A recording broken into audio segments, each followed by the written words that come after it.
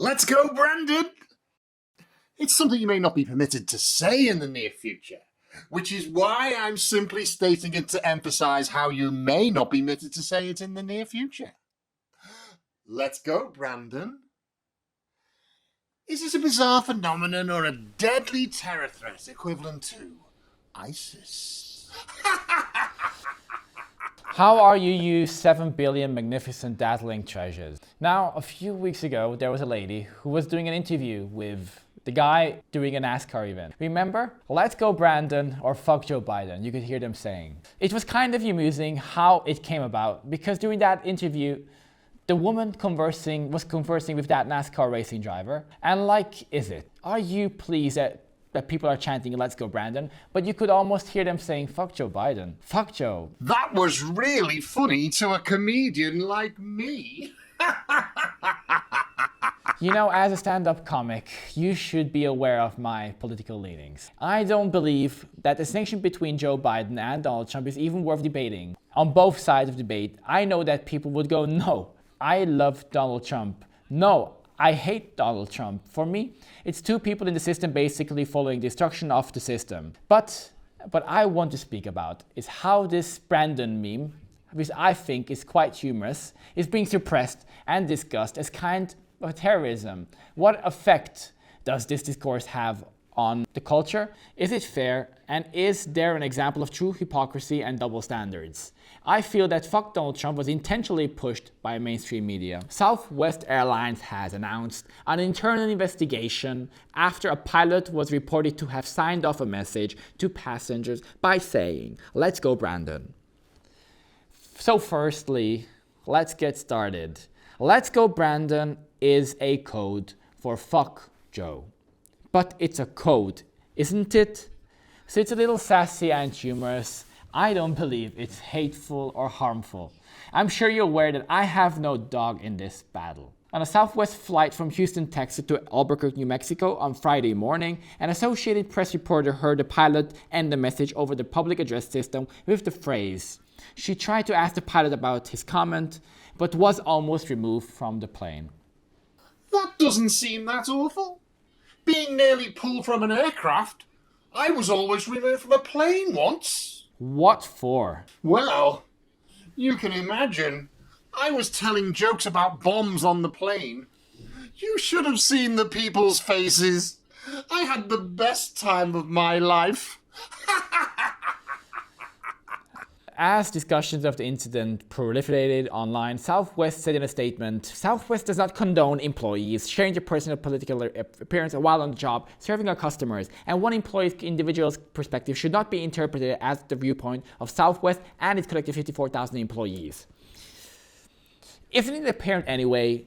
If you think that that's the case, you're either a narcissist or a willfully, deliberately manipulative person who's trying to create a climate of constant opposition and condemnation of a large portion of the population, preventing meaningful progress, togetherness with the emergence of a new political system. Southwest Airlines is launching an internal investigation after a pilot reportedly signed off a message to passengers by saying, let's go Brandon. Well, let's see what CNN has to say, where I receive all my news from.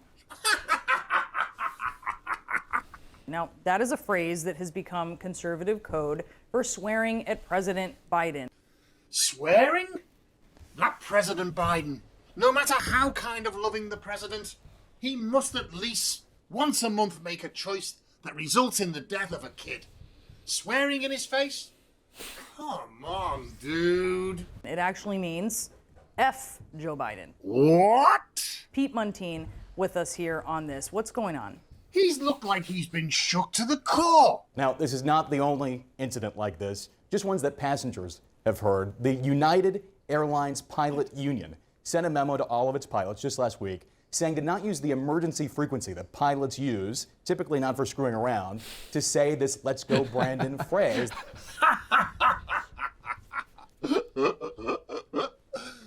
They are using it to say to each other, hey, let's get on the old emergency thing. Let's go, Brandon. They say they sent out this memo because of this, and it says that frequency is not to be used as a political pulpit. You know, I'm a pilot, I fly a little airplane, I monitor this frequency all the time. When it comes to flying, I take my job seriously. Just take a look at my hairdo to see how serious I am. It's a serious haircut to me. My tie is serious business. You're supposed to listen to it. I've heard FJB, I've heard Let's Go Brandon. This is a real problem. In the grand scheme of things, it's nothing. Let's go, Brandon. There's a mountain in the way of our flight. And it's happening in a place where pilots can only hear, but also now in a place where the passengers can hear too. When it was only pilots hearing 3 words, it was terrible enough. But now it's an entire adult. And you've heard that on that line from commercial pilots? It's anonymous, so you can't exactly tell. Some of these folks must be employed. They shouldn't have jobs. If you're going to say, let's go, Brandon, on a private frequency, you should be chained and thrown into the sea as fish bait. Frequency is 121.5. Hey, don't share the frequency. It's going to be a huge hit. And so you're supposed to listen to it all the time. It's for Mayday calls. It's for serious stuff. Yeah. But yeah, I've heard it. Tiny, round-eyed fellow? Please regret my rudeness, but this is solely for emergency usage.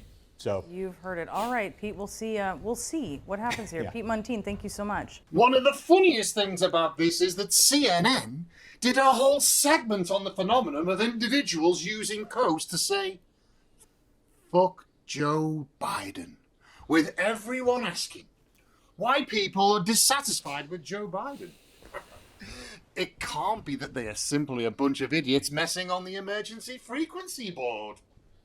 The essential point is that despite all this puritanical guarding of public space and ensuring there is no political divide, when Donald Trump was there was no criticism or efforts to sow dissatisfaction. Thus, there are no double standards. Gentlemen, Robert De Niro.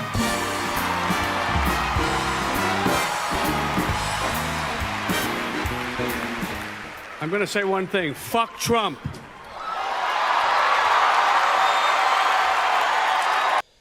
Robert De Niro, I think he's great. And I don't care if, as I keep telling you, I don't care about Joe Biden.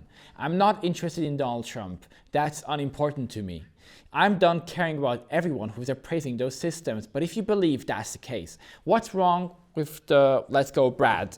At least it grew organically out of a humorous finger in a NASCAR race and doesn't really have any profanity in it. It was widely covered. Like either it's wrong or it ain't. There are no timeless values, no honor and no principles, which is why I would condemn anybody in a position of authority who prioritizes their personal career and the survival of the system above everything else. These are things that anyone can do, what I'm and you are capable of. I am a human being with faults, obviously, and hypocrisy, but this exclusion, this extraction of dignity and bravery in the political realm is why we're all suffering. Nothing has meaning, nothing has worth, and nothing is real anymore. It's unimportant what others are saying. Let's go Brandon. Something Robert De Niro is doing that isn't a huge deal. It's not a big issue. He's a liberal actor. Fuck Donald Trump, he's saying. You despise Donald Trump? A lot of people are dislike Donald Trump. Joe Biden is disliked by a large number of people as well. Now, none of those political viewpoints or the political administration that surrounded them helped regular people. They need more than mere pipsqueak protest slogans to yell. They should have actual access to the mechanics of power in order to improve their lives. No, they don't. I have all the power. The world deserves a better class of criminals. Let's go, Brandon! And don't forget to get vaccinated.